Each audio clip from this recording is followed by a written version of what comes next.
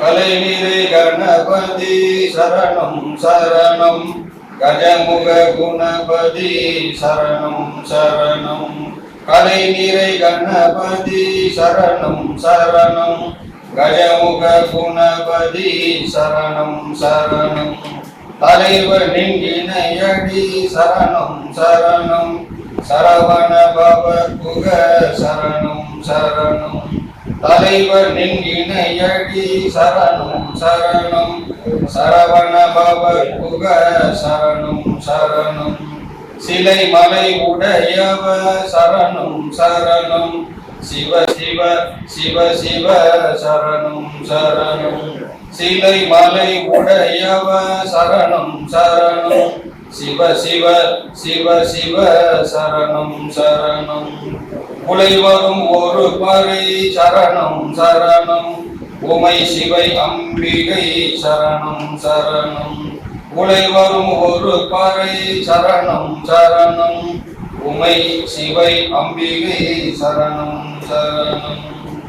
தாயாகி தந்தையுமாய் தாங்குகின்ற தெய்வம் தன்னை நிகரில்லாத தனித்தலைமை தெய்வம். தாயாகி தந்தையுமாய் தாங்குகின்ற தெய்வம் தன்னை நிகரில்லாத தனித்தலைமை தெய்வம். வாயார வாழ்த்துகின்றோர் மனத்தமர்ந்த தெய்வம் மலரடி என் சென்னிசை வைத்த பெரும் தெய்வம். வாயார வாழ்த்துகின்றோர் மனத்தமர்ந்த தெய்வம் மலரடி என் சென்னிசை வைத்த பெரும் தெய்வம். காயாது கண்ணியாகி கலந்திடிக்கும் தெய்வம் கருணை நிதி தெய்வம் முற்றும் காட்டுவிக்கும் தெய்வம். காயாகி கண்ணியாது கலந்திடிக்கும் தெய்வம் கருணை நிதி தெய்வம் முற்றும் காட்டுவிக்கும் தெய்வம். சேயாக என்னை வளர்க்கும் தெய்வ மகா தெய்வம் சிற்றவையில் ஆடுகின்ற தெய்வம் அதே தெய்வம். சேயாக என்னை வளர்க்கும் தெய்வ மகா தெய்வம் சிற்றவையில் ஆடுகின்ற தெய்வம் அதே தெய்வம். அருட்பெரும் ஜோதி அருட்பெரும் ஜோதி தனிப்பெரும் கருணை அருட்பெரும் ஜோதி. எல்லாம் உடைய அருட்பெரும் ஜோதி அற்புத கடவுளே தொடங்கி எக்காலத்தும் சுத்த சன்மார்க்கத்தின் முக்கிய கடைகளாகிய சமயங்கள் மதங்கள் மார்க்கங்கள் என்பவற்றின் ஆச்சார சங்கற்ப விகற்பங்களும் வர்ணம் ஆசிரமம் முதலிய பிரகாச்சார சங்கற்ப விகற்பங்களும் எங்கள் மனதில் பற்றாவண்ணம் அருள் செய்தல் வேண்டும். சுத்த சன்மார்க்கத்தின் முக்கிய லட்சியமாகிய ஆன்மீக ஒருமைப்பாட்டு உரிமை எங்களுக்குள் எக்காலத்தும் எவ்விடத்தும் எவ்விதத்திலும் எவ்வளவும் விலகாமல் நிறைந்து விளங்க செய்தித்தொடர வேண்டும். நாம் ஆகிய தனிப்பெரும் தலைமை தனிப்பெரும் ஆண்டவரே திருவருள் பெருங்கருணைக்கு வந்தனம்.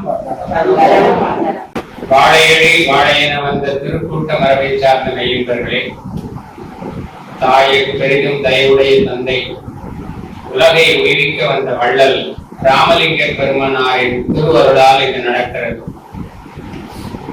காய்ந்த வயிற்றுக்கு கஞ்சி வார்ப்பதை கடமையாக அல்ல அல்ல கடவுள் வழிபாடாகவே கொண்டு வாழ்ந்த தவ திரு கண்ணியப்படிகளாரின் குருவருளால் இது நடக்கிறது. எண்ணிக்கை குறைவாக இருந்தாலும் கூட எண்ணத்தில் மேம்பட்டிருக்கக்கூடிய சன்மார்க்க அன்பர்கள் வருகை தந்திருப்பதனால் இது அழகுக்கு அழகு சேர்க்கிறது. வியாழந்தோறும் நடக்கக்கூடிய இந்த ஞான வேள்வியில்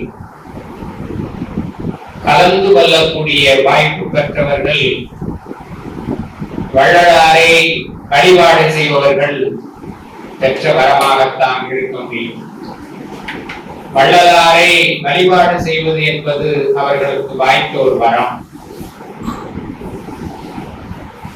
சடங்காக சம்பிரதாயமாக எத்தனையோ வழிபாடுகள் உலா வந்து கொண்டிருக்கின்றன.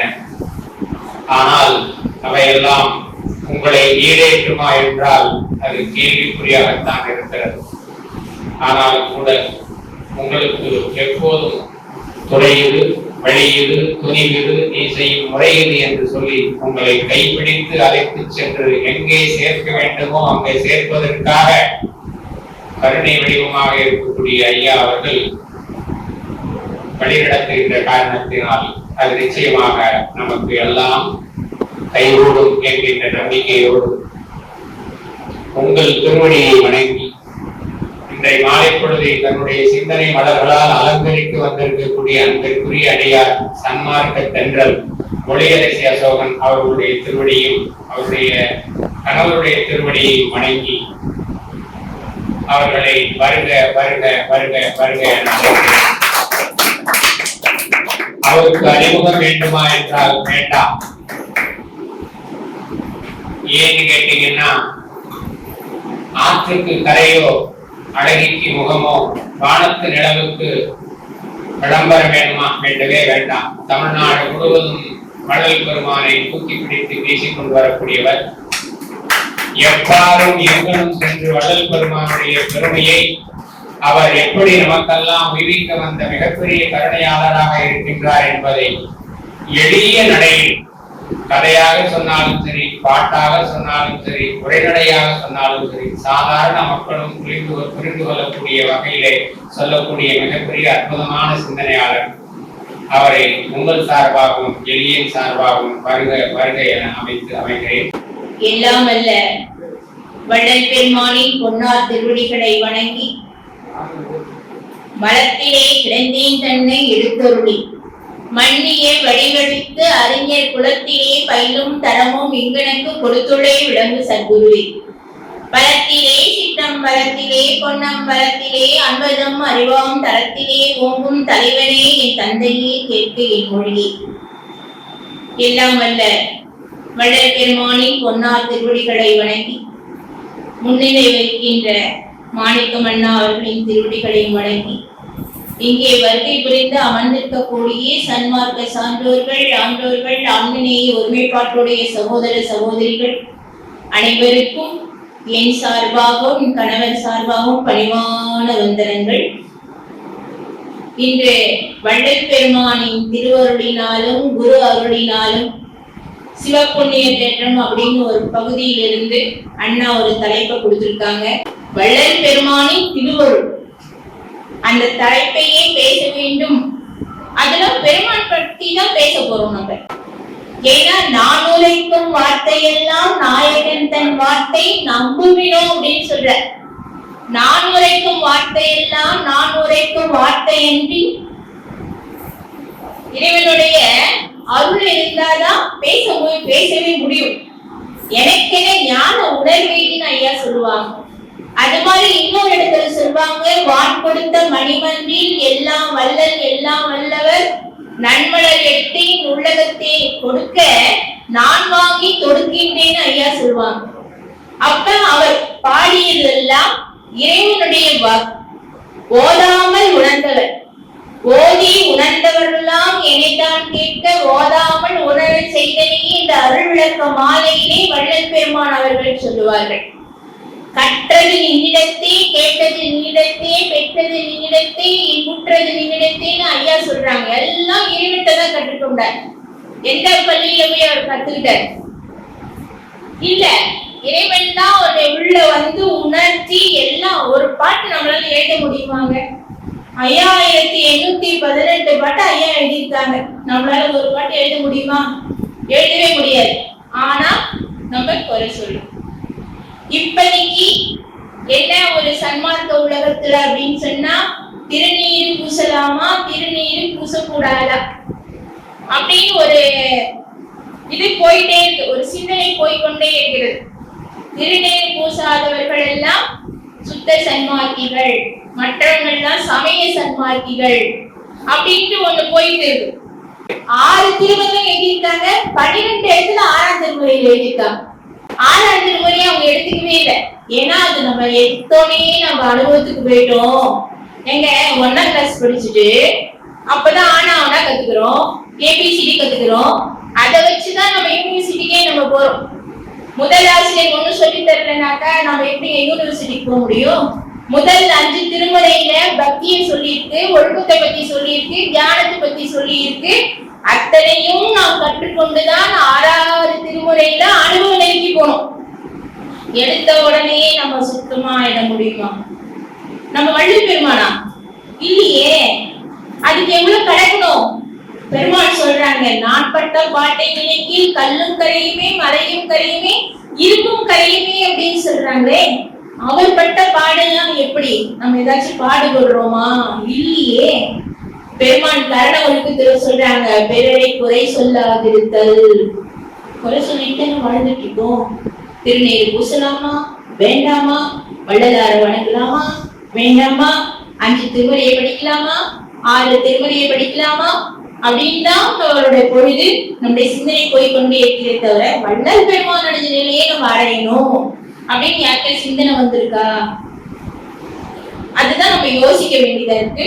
இருந்தாலும் இந்த தலைப்பிலேயே பெருமான் என்னென்ன சொல்லியிருக்காங்க அப்படின்னு நம்ம கொஞ்சம் பார்க்கலாம்.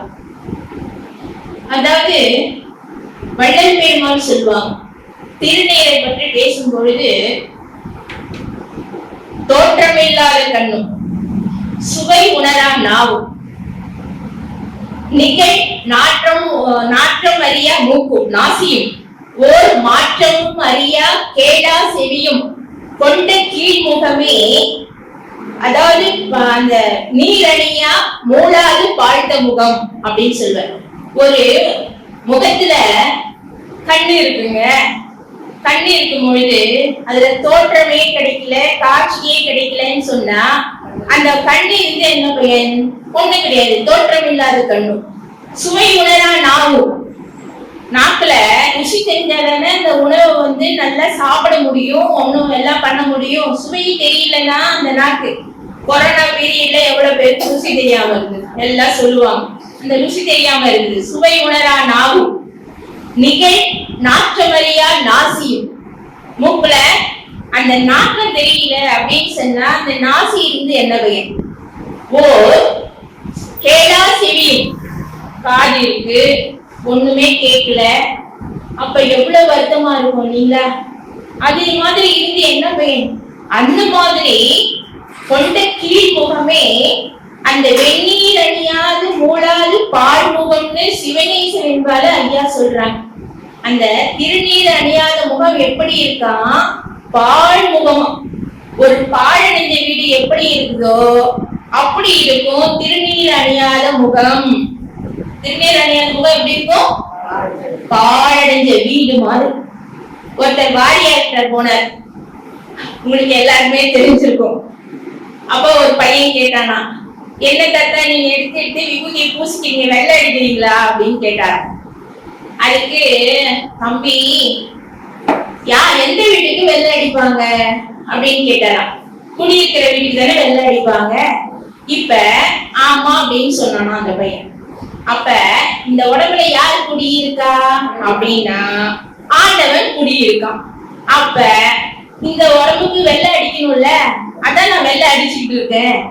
குடியிருக்கிற வீட்டுக்கு தான் வெள்ளை அடிக்க முடியும், குட்டி சோறுக்கு வெள்ளை அடிக்க முடியுமா? வெள்ளை அடிக்க முடியாது இல்ல, அதனால வெள்ளை அடிக்கிறேன் அப்படின்னு சொன்னாராம். அது போல இந்த திருநீர் அணியாத முகத்தை பாருங்க, திருநீர் அணிந்த முகத்தை பாருங்க, எவ்வளவு அருள் இருக்கு. திருநீர் அணிய பார்க்கும் போதே என்ன தெரியுமா? கையெடுத்து பார்க்க தோணும், கையெடுத்து கும்பிட தோணும். அந்த அருள் இருக்கும் அந்த முகத்துல. பெருமாள் இதெல்லாம் அழகா பின்னாடி வருது. நான் இந்த தலைப்பு மட்டும் போல அவர் எங்கெங்க என்னென்ன சொல்றாரு மட்டும் கொண்டு வந்து பேசலான்னு இருக்கேன். அதாவது இப்ப திருநீர் எப்படி தயாரிக்கிறதுன்னு எல்லாருக்கும் தெரியுங்களா? மாட்டு சாணத்துல கிடைக்குது. அதுவும் எப்படி தயாரிக்கிறாங்க தெரியுமா? அதுவும் எப்படி தயாரிக்கிறாங்க அப்படின்னு சொன்னா, அதாவது கன்று ஈன்ற பசு அது தவிர நோய் வாய்ப்படாத பசுவா இருக்கணும். கன்றுன்ற பசுவா இருக்கணும். இளங்கன்றாவும் இருக்கக்கூடாது, அந்த அடிமாட்டுக்கு விடுறாங்களே அந்த பசு மாடாவும் இருக்கக்கூடாது.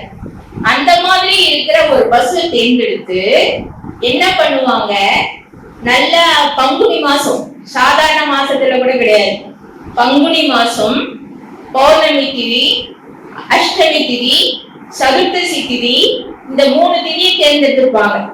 அந்த மாடு, அந்த பசுவானது சாணம் போடும் போது தாமரை இலையில கையேந்து வயந்துவாங்க.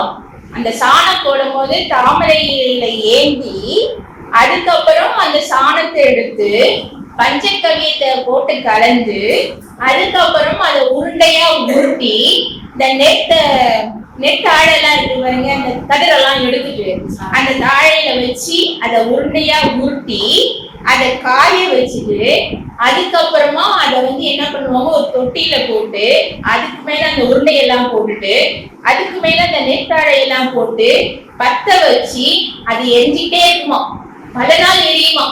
பல நாள் எரிஞ்சு அது சாம்பல் ஆயிட்டு அதுக்குள்ள இருக்கிற அந்த தூசுகள்லாம் இருக்கு பாருங்க, அன்னைக்கு பசும் ஆயிடுது.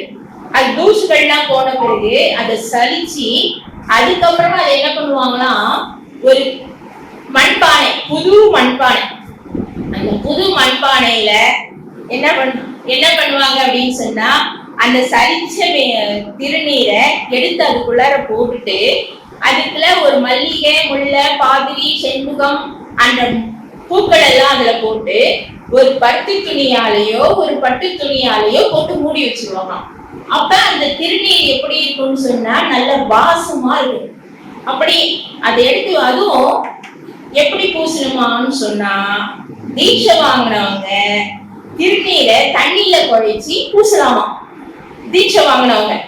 மத்தவங்க எல்லாம் எப்படி இருக்கணும் அப்படின்னு சொன்னா, அப்படியே எடுத்து 3 விரலால வச்சு விபூதியை பூசணுமா, அந்த மாதிரி பூசணுமா. இப்ப கோவில்ல எல்லாம் விபூதி தராங்க, அந்த விபூதி நம்ம எல்லாம் என்ன பண்றோம், அதை பத்தி நமக்கு தெரிய மாட்டேங்குது. அதை வாங்கி எதை அப்படி பண்ணிட்டு உடனே அங்க ஒரு தூண் இருக்கு, அதை தூக்கி போட்டுட்டு அதோட அருமை தெரியாம நம்ம மட்டும் போயிட்டே இருக்கோம். இது ஒரு முறை. அதுக்கப்புறம் இன்னொரு முறை என்ன அப்படின்னு சொன்னா, இந்த மாதிரி தயாரிக்கிறது ஒரு முறை. இன்னொரு முறை அப்படின்னு சொன்னா, அங்க கிடைக்குதுல சாணம் போட்டு வச்சிருச்சு, இப்ப உடனே குடிக்க முடியல, பௌர்ணமி திதியில பங்குனி மாசம் எடுக்க முடியல. அப்ப என்ன பண்ணுவாங்க அப்படின்னு சொன்னாக்கா, அங்க கீழே கிடைக்கிற பசு சாணத்தை எடுத்து சித்திரை மாசத்துல அதே அஷ்டமி திதி, அதே பௌர்ணமி திதி, அதே சதுர்த்தி திதியில இதை இப்ப எப்படி சொன்னனோ அதே மாதிரி பண்ணுவாங்க. அது ஒரு முறையா. இன்னொரு முறை என்ன அப்படின்னு சொன்னாக்கா, பனைமரத்துல இடி விழுந்துரும். அடுத்தது மூங்கி மரத்துல இடி விழும். 2த்துலயும் இடி விழுறத நம்ம பார்த்திருக்கோம். அது இடி விழுந்து எரிஞ்ச பிறகு சாம்பல் ஆயிடுமா. சாம்பலான பிறகு நல்ல வெள்ளையா, பியூரா வெள்ளையா இருக்குமா. அதை எடுத்து விபூதியா பூசலாம். அது ஒரு முறையா. இன்னொரு முறை என்ன அப்படின்னு சொன்னாக்கா, திருவண்ணாமலை, மருதமலை இங்கெல்லாம் போனீங்கன்னா தானாவே விபூதி வருமா, திருநீர் வருமா. அதை போய் அது எங்க இருக்குன்னு தேடி கண்டுபிடிச்சு அதை எடுத்துட்டு வந்து மலை பிரதேசத்துல இருக்குமா. அந்த மாதிரி எல்லாம் எடுத்துட்டு வந்து கொண்டு வர 4 முறையை கொண்டு வராங்க. சதுரகிரி, திருவண்ணாமலை தானாவே அது எப்படி வருது, திருநீர் எப்படி வருது அப்படின்னு தெரியல. ஆனா இந்த மாதிரி எல்லாம் கொண்டு வராங்க, இப்படி எல்லாம் பண்றாங்க அப்படின்னு சொல்றாங்க. இப்ப திருநீர் எல்லாம் இப்படி சொல்றாங்க. சரிங்க, திருநீர் பூசறதுனால என்னங்க பிரயோஜனம் அப்படின்னு கேட்டா, நம்முடைய வள்ளலார் சொல்றார். என்ன சொல்றார்? பாடற்கினிய வாக்களிக்கும், பாலும் சோறும் பரிந்தளிக்கும், கூடற்கினிய அடியவர்தம் கூட்டம் அளிக்கும் குணமளிக்கும், ஆடற்கினிய நெஞ்சேனி அஞ்சேன் என்பேன் ஆணை கண்டார், தேடற்கினிய சீரழிக்கும் சிவாய நமவென்று இடுநீரே. இந்த திருநீரை பூசறதுனால என்ன கிடைக்கும் அப்படின்னு சொன்னா, பாடற்கினிய வாக்களிக்கும். பாடுவதில் கவிஞர்கள்லாம் பாட்டு போடுவாங்க. சில சமய சொற்கள்லாம் எந்த சொற்கள் எந்த இடத்துல என்ன போடுறது ஏது போடுறதுன்னு தெரியாது. அப்ப அந்த சிவாய நம என்று திருநீர் இட்டு கொண்டு இறைவனை சிந்தித்து அவங்க பாட்டை உட்கார்ந்தாங்கனாக்கா, அப்ப என்ன தெரியுமா, நல்ல ஒரு சொற்கள் கிடைக்கும், இந்த இடத்துல இது போடலாம் அப்படின்னு ஒரு சொற்கள் கிடைக்கும். இப்ப அடியேன் சொற்பொழிவு பண்றோம். நான் வீட்டுல ஒண்ணு நினைச்சிட்டு இருப்பேன், இதை சொல்லலாம் அதை சொல்லலாம் இதை சொல்லலாம் அப்படின்ட்டு யோசனை பண்ணிட்டே இருப்பேன். ஆனா இங்க உட்கார்ந்த பிறகு என்ன சொல்றதுன்னு அவர் தான் தீர்மானிக்கும். நம்ம ஒண்ணு நினைச்சிட்டே இருப்போம், ஆனா மேடையில உட்கார்ந்து இருக்கும் போது என்ன பேசணும்ட்டு அவர் பேச வச்சுதானே வாயை திறக்க முடியும். அங்க என்ன வாக்கு வருதோ, அங்க அவர் என்ன பேச வைக்கிறாரோ அதுதான் நம்ம பேச முடியும். பாடக்கினிய வாக்களிக்கும் பாலும் சோறும் பரிந்தளிக்கும். பாலும் சோறும் என்ன கொடுப்பாராம்? பரிந்து கொடுப்பார். பரிந்து கொடுக்குமா? அந்த திருநீர் பூசுவதனால சிவாய நம்ம வேண்டிய திருநீரினால பாலும் சோறும் பரிந்தளிக்கும். கூடக்கினிய அடியவர்தான் கூட்டம் அழைக்கும் குணமளிக்கும். அந்த அடியவர்களுடைய சேர்க்கை கிடைக்கும், அவங்க கூட இருக்கக்கூடிய ஒரு நிலை நமக்கு ஏற்படும். வள்ளல் பெருமான் கூட என்ன பண்ணாங்க? இறைவனுடைய அருள் கிடைக்கின்ற வரைக்கும் நீ நடியார் சீர்கேட்கப்பன் அப்படின்னு தான் சொன்னாங்க. என்னையும் நீ தொண்டருடன் சேர்த்து அருள்க அப்படின்னு தான் சொன்னாங்க. அப்படி அந்த கூட்டத்துல கொண்டு போய் நம்மள விடுமா. அது அடுத்தது தேட கிடைக்காத அந்த நல்ல சிவ ஞானத்தை, திருவருள் ஞானத்தை கொடுக்குமா, சீரழிக்கும். நெஞ்சேனி அஞ்சேனியே ஆனந்தண்டார் தேடக்கினே சீரழிக்கும் சிவாய் நம்ம வேண்டிடுநீரே அப்படின்னு சொல்ற. இதெல்லாம் பெருமானோட பாடல் தானே. இதுல என்ன குற்றம் கண்டுபிடிக்க முடியும்? இதெல்லாம் உண்மையா யதார்த்தமாக வள்ளல் பெருமான் எவ்வளவு அவங்க அனுபவிச்சிருப்பாங்க. அவரோட வார்த்தைகள் எல்லாம் இறைவனுடைய வார்த்தைகள். அந்த மாதிரி இது ஒரு பாடல் கொண்டு வந்திருப்பார். அடுத்தது இன்னொரு பாடல்ல என்ன கொண்டு வருவார்? திவசங்கள் தோறும் கொண்டிடும் தீமை பிணி மாறும்.